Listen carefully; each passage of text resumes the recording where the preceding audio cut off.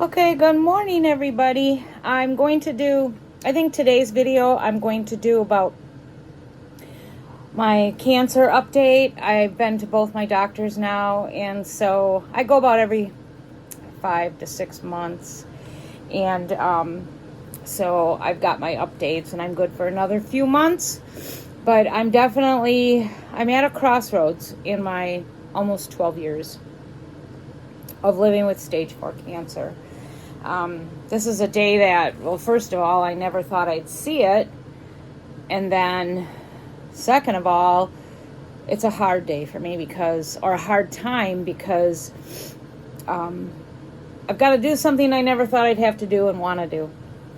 So, when I went to see my oncologist, everything checks out okay. I still remain stable. There's no changes in that. But my oncologist, I've had the same oncologist the entire time. And I'm a pretty strange patient, and he's gotten to know me. And at first, I felt like he kind of bucked me, and he didn't understand me and didn't hear me and listen to me. And I think as time went on, he figured out my personality, and it's like he heard me. So anyway, now 12 years in, I've had the same guy.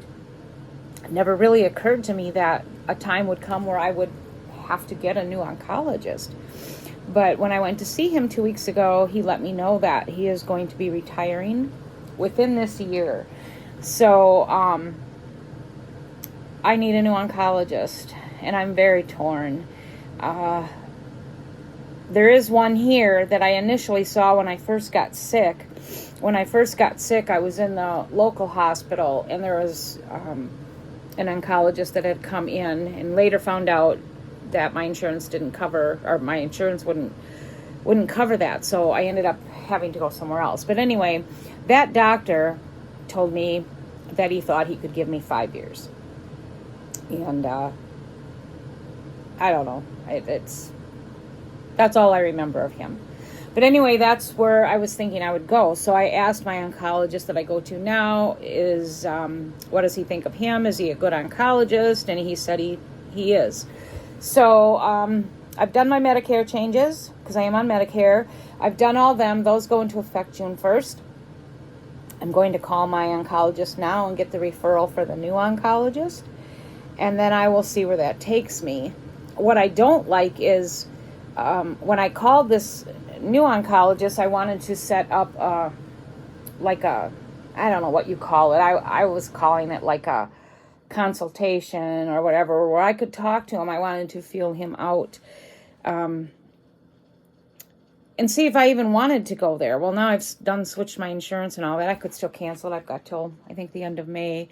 But I'm going to do the referral, get the referral and go there. They don't do consultations or interviews, whatever. You know, they just want their $300, $400, $500 for an hour, and I'll go there. And if I don't like them, I still got to pay it. And then I'm back to searching. But I'm kind of disappointed that in today's world, with all the advances of technology, whatever God we have, you can't set up 15 minutes to consult with a doctor and see if you would like to go there.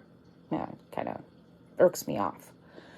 But anyway, so that's where I'm at. I've got to get a new oncologist. And when I saw my oncologist, I told him that I want to leave everything as is. I don't want to start out a new oncologist and, let's get you in for scans. Let's do this. Let's do that. I'm not doing all that crap. And I am going to make that clear. I just want to keep trucking on the road I'm on. It's working for me. I don't want to go on a new treatment. I don't want to do scans. I don't want to hear, well, you should be doing this and you should be doing this and you should be doing that. I need someone that is going to listen to me and leave me as I am. The oncologist that I'm seeing now has the mindset of there will be no changes until there's changes within me. So I would get like new pain that won't end, or if I just get pain anywhere and it doesn't end, then that would be the time to do scans and look at what's going on inside my body. So until that time came, my oncologist decided we're doing nothing. So I don't do anything right now. I don't do scans. I don't do blood work. I just go in and I talk to him, and like, he puts pressure on my bones, to see if I have pain when he puts pressure on them, and I don't. And then he just talks to me about my overall, how I'm feeling and stuff like that. So this was the first time actually that I went that I didn't do blood work. So very mixed about that. I never thought I'd see this day. And in my mind, I look at my oncologist, even though I know better, I look at it as he's the one that's kept me alive. He's given me 12 years, even though I know deep in my heart it's God, that God is the author of life and death, and God has blessed me with this time.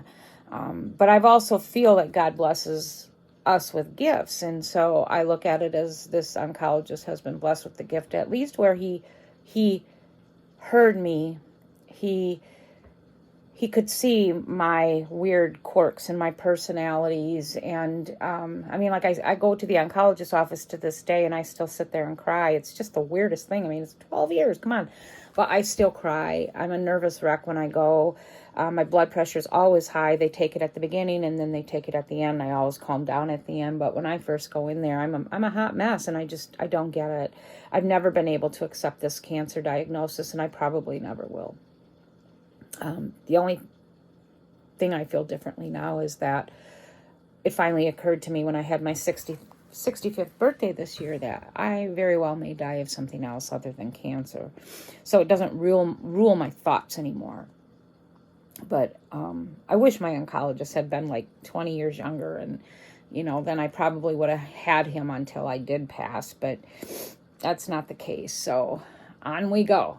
But yeah, I look at him as a man who figured me out and respected my quirks, didn't basically tell me to grow up and deal with it, and we're going to do this and we're going to do this because this is what protocol says and this is what the books say. He stopped doing what the books say. He started out doing what the books say, but he stopped all that when my body didn't do well with what the protocol was. So I was so thankful that he heard that. And I go there. It's short and sweet. I'm out in 10, 12, 15 minutes. And, that's how I like it. I don't care if I like the guy or not. It really is. I just have never accepted this diagnosis. And even though I've been blessed for the last 5 or 6 years, I cringe when I think of it. When I talk to people about it, I will still start to cry. It's just a weird, weird thing. So anyway, that's where I'm at. I have to get this all in place within the next 3 weeks.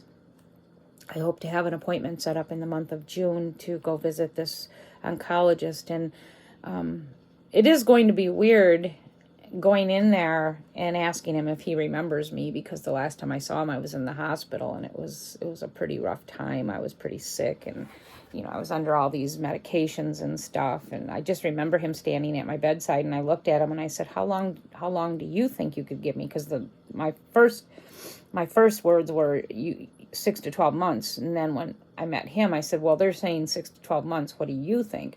And he said, because the cancer was in my bones, he thought maybe I could get 5 years.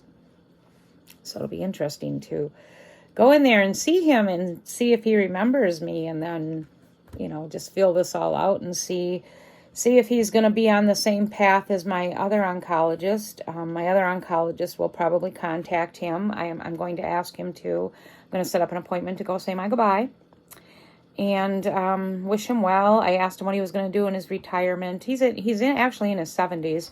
And he told me all he has plans for is to spend time with his grandbabies, which is wonderful. So that is my latest cancer update. And I will keep you updated after I get these appointments set and when I find out more. But until then, I think my next little talk, I'm going to talk about coping skills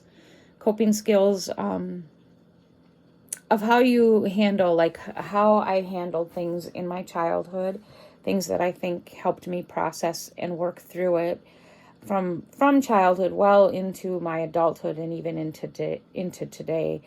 And then at some point, I do want to get into talking about my marriage. I've been married 45 years.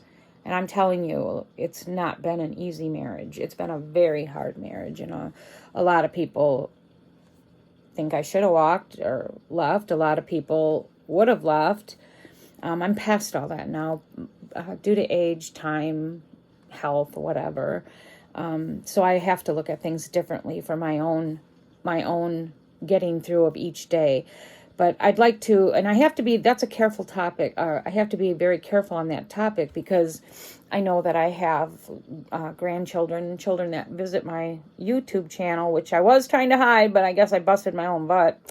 But anyway, I have to be careful on things that I share and say and do it in a way that I don't disrespect their father and their grandfather, because he has many, many, many good qualities, and those are separate. I have to separate them from my relationship with him. But you get older and you find out there's so many of us out there. It's not, there's so many of us that were traumatized in our childhood by our parents or other relatives. There's so many of us that didn't have those fairy tale happy endings in our marriages, and for whatever reason, those of us who chose to stay or had to stay, we have coping skills. We have skills that help us through. We have reasons why. And it's no one's right to judge those reasons why or condemn us or applaud us, whatever. It just is what it is. And so I'd like to talk a little bit about that. And, hopefully I'll draw some other people that are kind of similar in this boat, maybe that had rough childhoods or maybe are going through a rough childhood. And then those who have had not the easiest of marriages, maybe even really bad marriages. And, just talk about how we manage, how we survive, how we get up every day and keep doing it. Why do we keep doing it? Where's God in all of this? Why? Like for me, my hard times in my marriage pretty much lasted the whole 40 years. I've had breaks in between. Like I've had another break of 5 years where it's been okay. But, when these things hit, they hit hard and they're devastating. And now, like when things happen now, they pulled my adult children in. And if it wasn't for my adult children, I don't know what would have happened to me this time because I'm not healthy. I don't work. I can't work. And every time my partner does anything, it impacts us financially. So it's devastating. So I'd like to talk about that, reasons, maybe some of the reasons why I chose to stay, and then coping skills. So that's it. I hope everyone has a good week. We finally had some great weather here, so I got all my flowers in. I got my yard fixed up.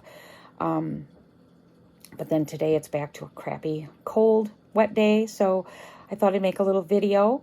I just want to think, has anyone noticed that? I have a really crooked nose.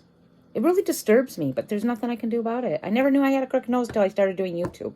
And then this hair. What the hell is going on with this hair? My daughter-in-law does my hair. It's like the worst shape it's ever been in. It's flyaway. So I just put it in this darn ponytail until I figure out what I want to do, because I want to go back to short, but I don't want to get haircuts every 4 to 5 weeks because I'm not a high maintenance type woman. So right now I'm just putting it in a ponytail and doing the best, but I'm just a mess. And so anyway, I hope everyone has a good week, and I will see you next week.